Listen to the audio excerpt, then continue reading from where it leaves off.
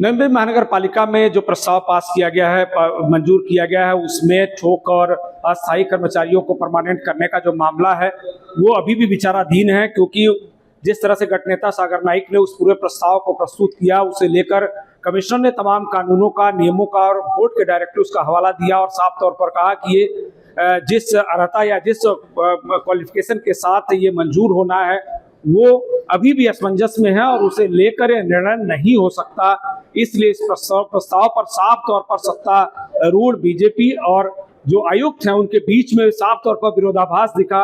हालांकि इस दौरान आज की महासभा में तमाम कर्मचारी जो अस्थायी तौर पर काम करते हैं, जो थोक मानधन पर काम करते हैं, वो मौजूद थे। उन्हें बहुत उम्मीद थी कि इस पर कुछ सकारात्मक फैसला होगा, लेकिन जिस तरह से सागर नाइक ने इस मुद्दे को रखा और उसके बाद कमिश्नर ने, आयुक्त डॉक्टर कैलाश शिंदे ने जवाब दिया, उसको लेकर साफ तौर पर विरोधाभास दिख रहा है कि फिलहाल भले ही इसका प्रस्ताव आज महासभा में मंजूर हो गया है, लेकिन ये रास्ता अभी भी इतना आसान नहीं है, इतनी जल्दी इस पर अभी फिलहाल फैसला होने वाला नहीं है।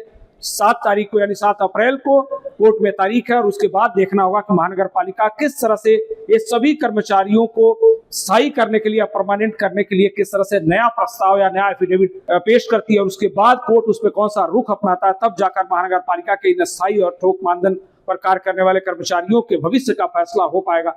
फिलहाल आज की महासभा में ये जरूर अपील की गई है कि जब तक ये फैसला नहीं आता है तब तक उनको जो समान काम समान वेतन के हिसाब से उनको उनका पगार दिया जाए। अब देखना होगा कि महानगर पालिका इस पर कौन सा फैसला करती है। इस पर सागर नाइक की पूरी भूमिका क्या थी, अगर न्याय नहीं मिलता है तो उनकी अगली रणनीति क्या होगी, उस पर उन्होंने क्या कुछ कहा वो सुन लीजिए। देखो, आयुक्त तो महोदय एक प्राधिकरण है। आयुक्त तो महोदय किस कर्मचारियों को नियुक्ति प्राधिकरण वो है। अभी यहाँ पे एफिडेविट महापालिका का है, तो एफिडेविट महापालिका का जो महापालिका डिसीजन लेगी वही जाएगा। तो जैसे ही कोर्ट निर्देश देगा उस आधार पे महापालिका काम करेगी। कोर्ट ने कहा कि इन सबको कायम किया जाए, कोर्ट उस हिसाब से महापालिका काम करेंगे। सचिव विभाग के सारे कर्मचारी कायम हो जाएंगे, मुख्य लेखा परीक्षक के सारे कर्मचारी कायम हो जाएंगे, जो महापालिका में निहित है वो कर्मचारी कायम रहेंगे।